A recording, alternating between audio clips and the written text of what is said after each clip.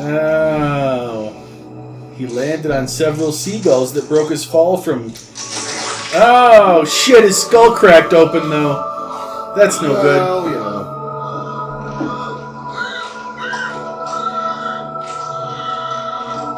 yeah. Yeah, just close it back up. You'll be fine. Yeah, easy peasy. Like the dead snow guy. Wrap some duct tape on that shit and move on with your day. You got it. Oh, a little bit of brains fell out. Yeah, you sure there's brains? Shove them back in there, it'll be fine. Yeah. Got the little nutsack, put it back in. Yeah, it fits right in there. Perfect. Yeah, like a glove. Yeah.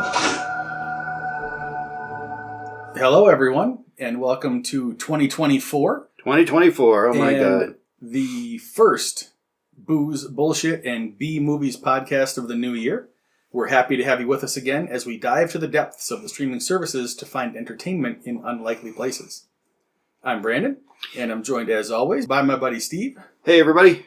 This week, we're going to be jumping around the whole planet, pretty much, from north to south, moving from our movies in the Arctic Circle to New Zealand for a screening of the movie Bad Taste. Bad Taste is a movie about the population of a small town that disappears and is replaced by aliens chasing human flesh for their intergalactic fast food chain. This was released on Christmas Day, 1987. I was a sophomore in high school at that point. I think Brandon was 2. About 7 years old. So, Bad Taste has it comes in there, again, right in our sweet spot at an hour and 31 minutes. This was, again, like Brandon said, was shot in New Zealand.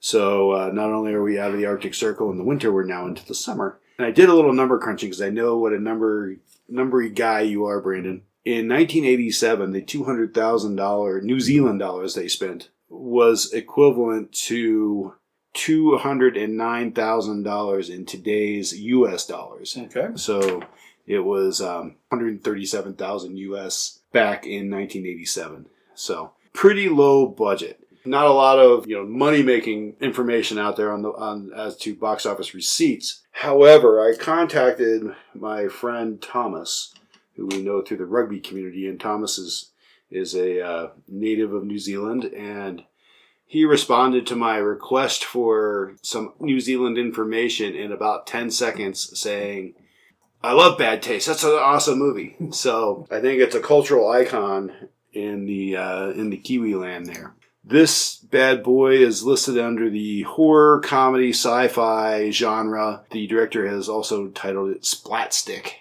which I thought you would like that. That is a good terminology. Yeah. So we were a little vague on the director because this movie was one of the first ones we watched a couple years ago when we started living in the basement drinking alcohol and avoiding our families during COVID. But this one really launched us down the B-movie pathway because we were watching this thing and then we're reading the credits as it's coming on and we see the name Peter Jackson. And we say to ourselves, New Zealand, Peter Jackson? There's no way. It's a pretty common name. That's got to be a different Peter Jackson. Got to be a different Peter Jackson. So, of course, we both whip out our phones and we're on IMDb and we're like, holy shit, it's that Peter Jackson. So this is Peter Jackson's first full-length feature. He had been shooting movies, that's like an 8 and 16 millimeter camera at home since he was a, whippersnapper. But this was his first feature-length, so to speak, film. For those who don't know, Peter Jackson, he directed the Lord of the Rings trilogy, the 3 Hobbit movies, most recent Hobbit movies, not the really cheesy 80s cartoon one that was horrible. King Kong, District 9, which I didn't know he'd done District 9, Mortal Engines, and one of my personal favorites, They Shall Not Grow Old. And that's another one I think is right up your alley, Brandon. It's a World War I kind of documentary where he took a bunch of just old still photos and made them 3D and animated them, and it was cool. Cool movie. So if you haven't seen that, I highly recommend you find They Shall Not Grow Old. World War I doesn't get the props it needs. Writers of this film, in addition to Peter, were friends of his, Tony Hiles and Ken Hamilton. This movie stars Terry Potter. He plays Ozzy. So they filmed this over a 3 or 4 year period, depending on which source of information you're looking at. Usually on the weekends or sometimes over the summers. And it was just a bunch of guys that were buddies of Peter's down there in Wellington, New Zealand. I thought they were film school friends together, but no, they were just guys. He worked with a newspaper at the time, and they were guys that worked at the paper with him, and I think a couple of them may have been like high school buddies. But so this Terry Potter, who plays Ozzy, no other acting credits. He was a photolithographer at the newspaper at the time. Then there's Pete O'Hearn, who plays Barry. He also starred in Peter Jackson's short film, The Valley. He was a records clerk at the newspaper. Unfortunately, Pete passed away in 2010. Craig Smith plays Giles. He actually has 13 acting credits. And he was listed as being an internal affairs person. So I don't know if that was internal affairs within the newspaper or local police department or what. That I'm not sure of. Mike Minette plays Frank. He was also a photolithographer.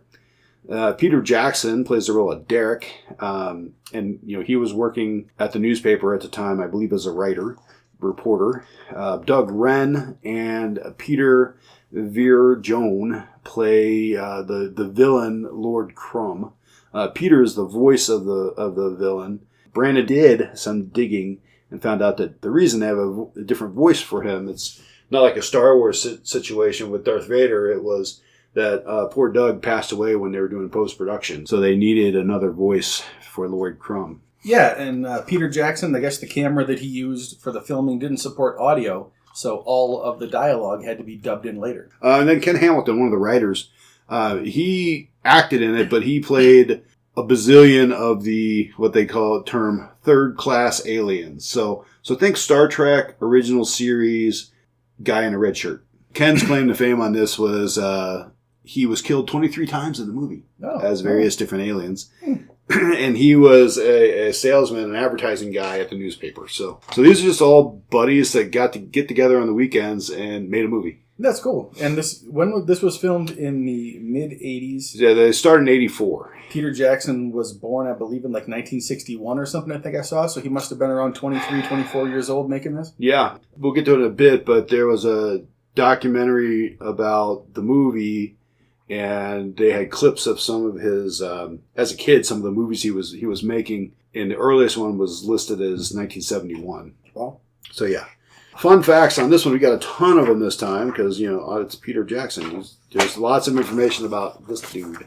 Kind of interesting that Peter writes almost all of his scripts with his wife, Fran Walsh. And coincidentally, he met Fran while he was making Bad Taste.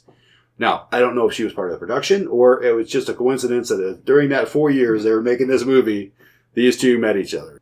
So that was kind of cool. Peter Jackson is known for making cameos in his larger budget films. So he's a morgue assistant in the movie Dead Alive.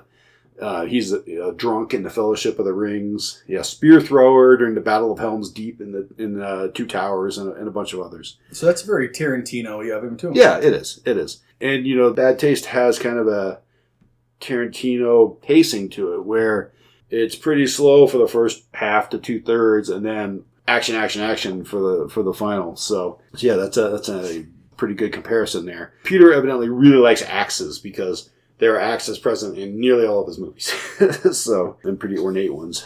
Peter Jackson earned north of $125 million for his Lord of the Rings trilogy that he did. Nearly 600 worth of Bad Tastes. Well, of the production value. So that ain't too bad. Gotta start somewhere, right? Yeah.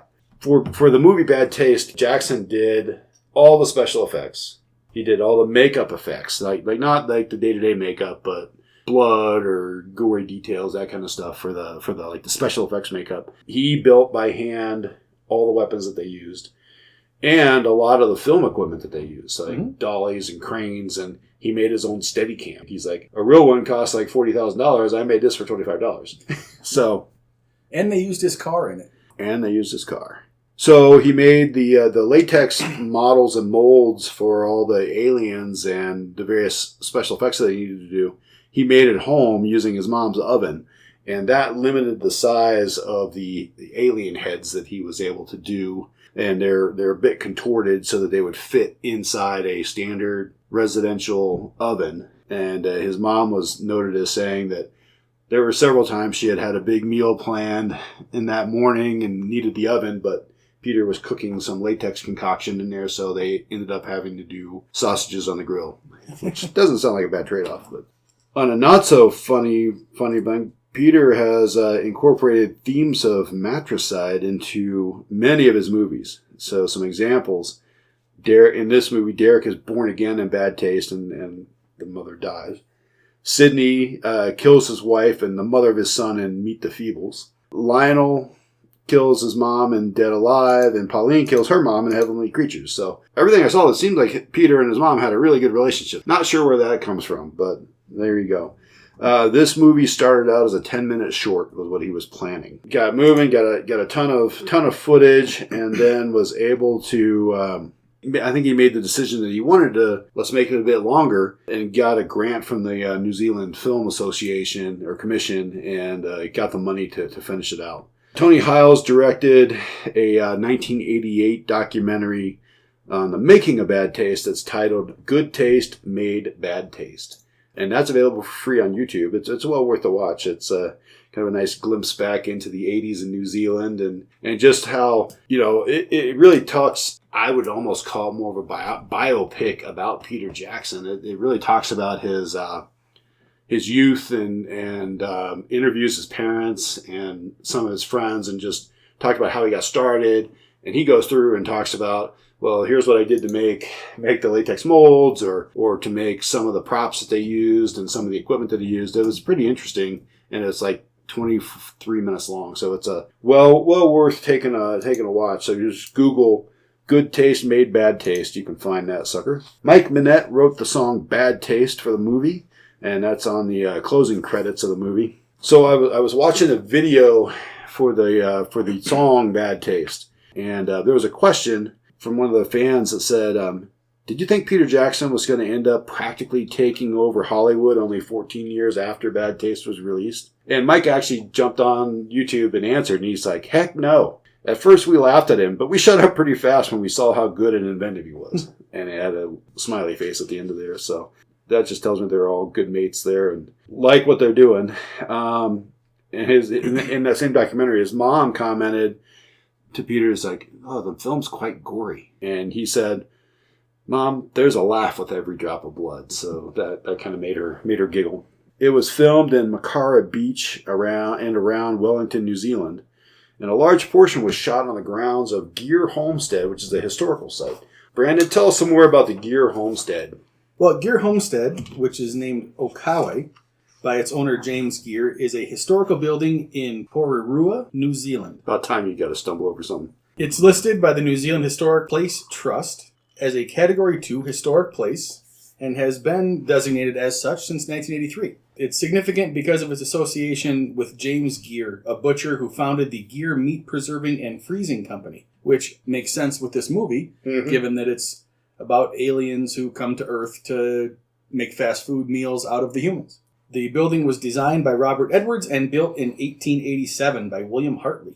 I found this, watching that documentary, Peter's father had talked about it, and they, Wellington and the suburbs of Wellington are, small towns, so they obviously knew the people, the caretakers, and asked if Peter could go shoot, and they said, yeah, it'll probably be like 3 or 4 times over there they'll need to shoot. They ended up having to go on scene like 40 times. So then they had to promise not to hurt anything. And, obviously this is something that you would most likely never get to do in the States with at a historic landmark. You're going to have to recreate it someplace else. So that's kind of a glimpse into their more laid back culture down there. Oh, sure. And a couple other things I did learn about the Wellington region. It's actually kind of a little hotbed for famous folks. Oh, yeah? Yeah, Russell Crowe is from there. Anna Paquin is from there. Carl Urban is from there. So all of New Zealand's finest actors seem to spring from the same little corner of the North Island in the Wellington region. Well, we're talking about Wellington. Peter Jackson, obviously, with that They Shall Not Grow Old, he is a big World War I buff. and a World War I aviation buff. So he has, from a kid, collected models and built them of World War I planes.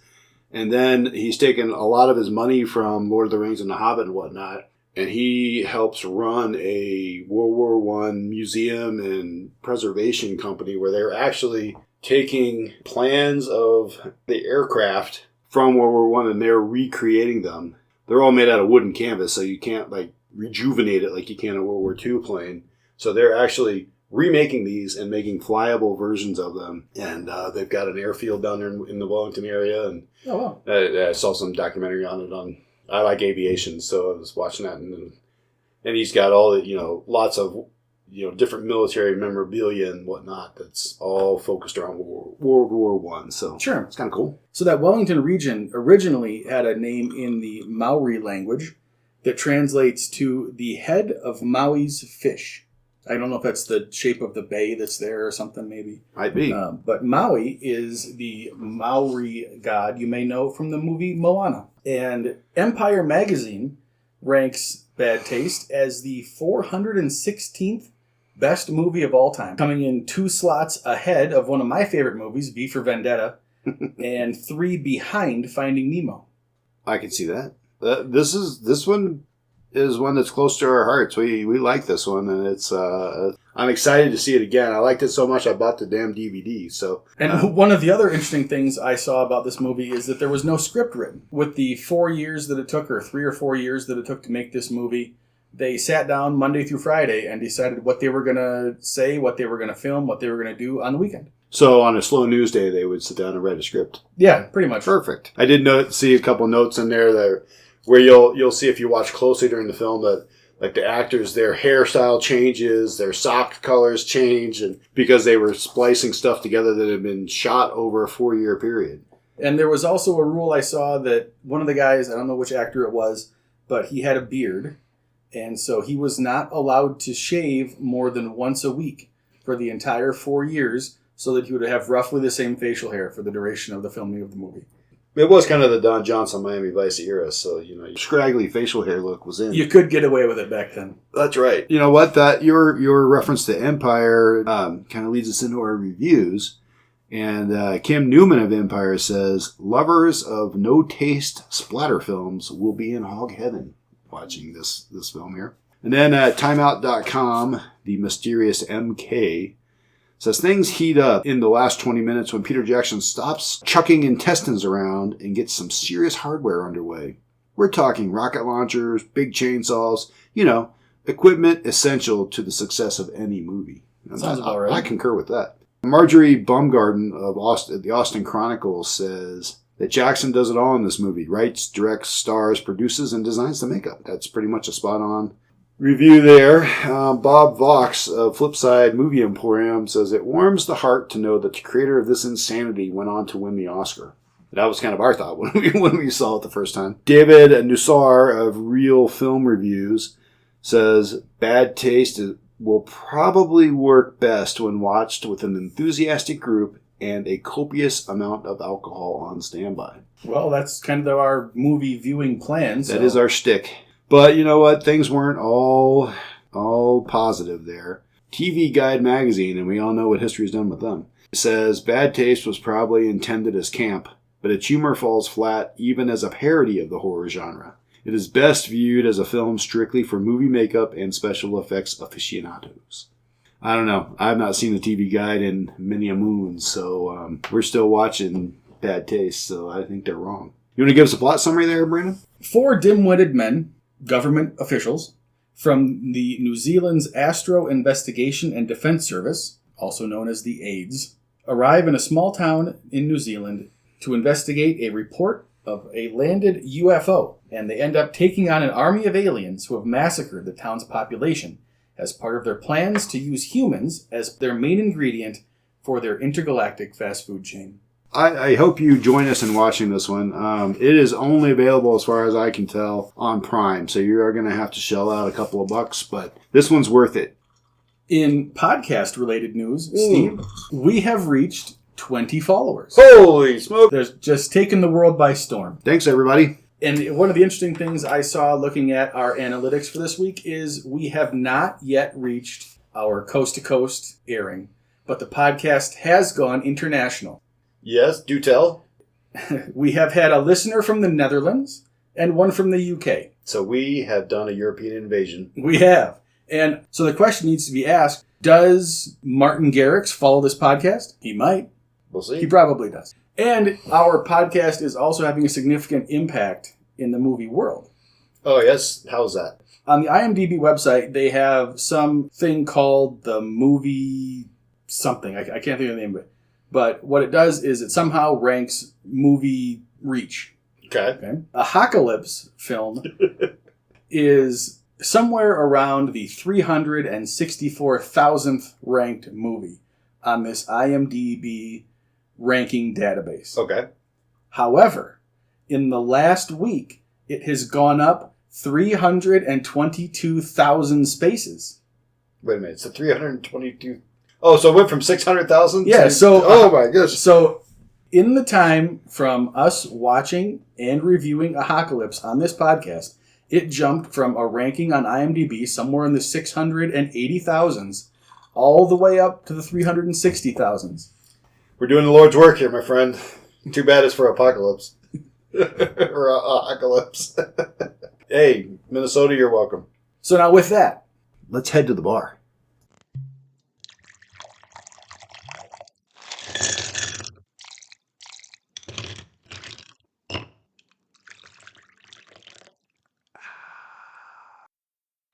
Brandon, what are we drinking tonight? well, since we're going to be watching this movie that was filmed in New Zealand, we're going to embrace the flavor of the kiwi. Perfect. And we're going to have a cocktail called the Green Goddess. The ingredients are 1 kiwi, 2 ounces of gin, 3/4 of an ounce of freshly squeezed lime juice, a half ounce of elderflower liqueur, a half an ounce of simple syrup, and some club soda to top it off. Now, I contacted a buddy of mine, Thomas, who is a legit New Zealand Kiwi, and he said that while they are predominantly a beer and wine culture, they do enjoy gin. All right, great. I know this cocktail doesn't seem like it would be appropriate for January in Colorado, but it is summertime in New Zealand right now, so this makes perfect sense. Put some of your kiwi in the bottom of your cocktail shaker, along with your half ounce of simple syrup. So we're going to muddle our kiwi with the simple syrup. Threw a little ice in the shaker, and now we're going to add our 2 ounces of gin, 3/4 of an ounce of lime juice, and half ounce of elderflower liqueur. And as usual, it does make the drinks better to use the fresh squeezed juice. And the shaker when you're dealing with citrus. All right, give us a quick shake to chill it. Pour it, but do not strain it into your highball glass and top with club soda.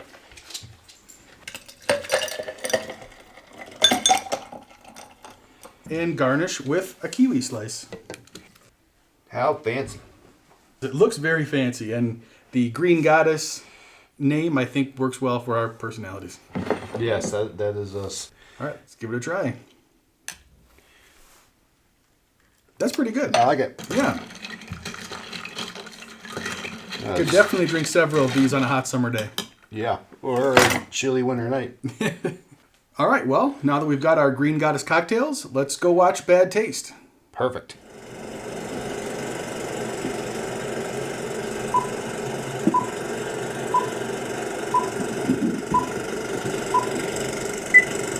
This is the part where we watch the movie. All right, Steve, we just finished watching Bad Taste. Yeah, we did. And to go through the storyline pretty quickly, we start out with the AIDS, the Astro Investigation and Defense. Something or another. Yes. And so they're in this town in New Zealand that is a ghost town. It's been abandoned. Yep. And they seem to know already as the movie starts that it was a group of aliens that did this. Yeah, I think there was a report of a UFO landing, and that's what brought out the AIDS task force. So then we've got our crew. We've got Derek and Barry and... Derek, Barry, Ozzy, and Frank. Yeah, Frank. And there are a series of fights between the guys and the aliens in along the coastline. In the garden shed. Yeah, the one guy gets snatched up and dragged into the shed. I'm guessing that was Peter Jackson's backyard. So through the course of fighting with the aliens, Derek falls off a cliff, falls a few hundred feet onto what appears to be a pretty jagged rock. Yep. But luckily his fall is broken by some seagulls. Yes, a flock of seagulls. They were not running. I think there were a few flocks of seagulls, including the haircuts. Yes. And he had a catastrophic brain injury, but we'll find out later he wasn't quite dead yet. It wasn't quite dead. All you have to do if your skull cracks open and your brain falls out is just pick your brains back up off the ground and tuck them back inside your head. And then secure that flap Then somehow. secure that flap with a belt eventually. Since the top hat didn't work. Yes, it had some limitations. So they find their way to this house that the aliens are using as their headquarters. Then they call in these other two guys who seem to be some sort of specialists in combat. Yeah, kind of the... so it seems like their AIDS unit was split up into investigatory and prosecutory. There you go, yeah. So the AIDS investigators did their bit, and they find out where these guys are holed up, and then they call in the AIDS gunfighters. Yeah, it was Ozzy and Barry. And then so Ozzy and Barry then go and go after this house and to save this other character. Right. And that was Giles. So Giles is sitting in a 55-gallon drum with a bunch of aromatics. Marinating over the evening. The two guys come to rescue him, and a pretty lengthy fight ensues. Yes. Gunfights on balconies. There are gunfights in the woods. They're just shooting and shooting and shooting and shooting. But I will give them credit. They reloaded a lot. They did reload. So it wasn't infinite bullet syndrome. So apparently, at least in the 80s in New Zealand, guns were very accessible. Well, at least the ones that Peter Jackson made in his tool shed. They get into the house. One of the guys goes undercover. He puts on a blue button down. Yep. To be one of their third-class aliens. Yes. So the third-class aliens are all wearing redneck tuxedos. So denim jeans, denim shirt. And there's a speech by Lord Crumb. Lord Crumb. And he's giving the story of what's going on here.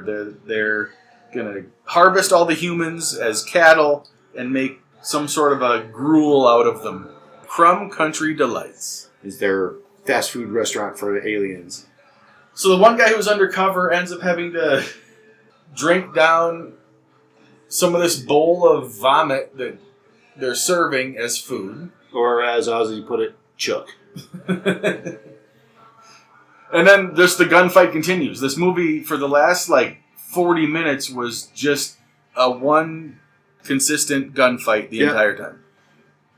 And there were guys getting hacked open with machetes.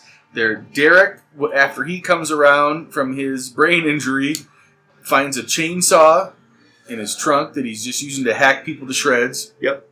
The one guy, the Kiwi Tom Wopat, has an RPG that he uses. That was Barry. Barry blows up a couple of aliens in a car, shoots up the historical building, and was that was commented in actually one of the lines of the movie. You can't shoot that. That's a historic homestead. Well, and then as we're watching this, they're showing some highlights on the the screen, whatever it's called, where they like the home screen. There you go. On the DVD home screen here, they've got a scene where the guy grabs the alien by the head, twists it, and rips his head and spine right off. Yep. The spine's wriggling around. He punts it rugby style out the window, the head. So then, after some of this gunfighting, the aliens decide that it's just time to drop the charade, and we're just going to be aliens now. Well, that was when Lord Crumb got shot. He caught a bullet or two, and that's when he couldn't keep it together. They couldn't do their disguise anymore. So then, their asses bust out of the back of their jeans, their shoulders bust out of the top of their shirts, and they get these funky-looking, bent-backwards heads. And then eventually, All the third-class aliens are dead. Bust their rivets, is that what they said? And then Lord Crumb decides he's just got to get the hell out of Dodge. Yep, time to bug out. So he jumps in some sort of cockpit that's inside the house, because the house is actually a spaceship. And the spaceship takes off, and he heads off into space by himself. No other aliens are still around. The only person left in the house is Derek. In his magnificent chainsaw. So Derek cuts a hole in the floor above Lord Crumb, and then dives through it like the guy at the end of Sharknado, and goes in the top of the guy's head with the chainsaw, and then goes right through his whole body and out his ass. Busts through him with the chainsaw, and he says, Derek's born again. And then he's floating in space. And then he's floating away in space, presumably on some kind of autopilot, where he's headed back to the aliens' homeland. He jumps on a rotary telephone, because alien technology has not advanced in 1987 past the rotary telephone. Right. And says, I'm coming to get you, bastards. And that's it. And that's it. Fade to black. So what'd you think of this one, Steve? I like it. I like it a lot. Like we talked about earlier, this was one of the first ones of these B movies that we watched, and really kind of got our juices going for the potential that are in these films. Yeah, that's for sure. It's a little schlocky. It is. You can tell it's buddies that were writing this as they went along. The acting is not Oscar worthy. But the special effects are fantastic, especially given the budget and the time. And then it's all homemade. Yeah. Peter Jackson did all this in his tool shed. And he decided that the aliens' ass cheeks had to bust out of their jeans. Right. That's Brandon's. That was fixated on this. That was very important to the plot of this movie. So, but that's an example. Like, the movie was, yes, it was super campy. It seemed like the kind of movie where I don't know what Peter Jackson's feelings are about horror movies, but it seemed like he was like kind of making fun of the stuff. I'd say so. You know? A little campy horror movie. But yeah, the effects were good. The guy puking up the gruel was sufficiently disgusting. Yeah, the sound effects were great. I mean, it was for a $130,000 US budget. It's phenomenal. Yeah, they did a really good job. I like it a lot. I highly recommend it. Watch it. Watch it with the grain of salt, obviously. You got to be in the right frame of mind. It is a B movie, and it is slocky and campy, and not the best acting in the world. It's hard to understand sometimes. But this is a top shelf type movie. It is a top shelf movie for sure. I still think that out of the handful of movies we've watched, Dead Snow is still my favorite. Sure. But this one is probably number 2 so far. Yeah, this is... I would put it equal. And maybe that's just because of the technology and the video quality and stuff that was available to them in 1985. Yeah. When you're spending no dollars. Right. So yeah, I'm looking at this as completely homemade. This would be what you would hope would come out if you and I would film a movie together. I don't think we could pull this We together. couldn't pull it off. We could make a Hockalypse. We could not make this. And knowing, like I said earlier, watch the documentary, Good Taste Made Bad Taste. It shows you behind the scenes, and it's just incredible what they were able to do and use the stuff around the house and no money. And it is super impressive that Peter Jackson went from this to Meet the Feebles, Yeah. whatever the hell that is, some shitty puppet movie, Yeah, some adult puppet movie. to Lord of the Rings. Yeah, it was Dead Alive, and then I think he did King Kong before he did Lord of the Rings. And then the Hobbit And the movies Hobbit. and whatever. I mean, it's an impressive arc. Oh my goodness, yeah. And I don't know if he actually went to film school. Forgot to look that up. Oh, yeah, I guess I'd be curious to know that. Because, I mean, he was working at a newspaper, so... But yeah, absolutely. This is definitely a movie worth watching. Yep. It's worth your $5-6 on Amazon or on Prime, and watch it, or spend $10 and get the DVD.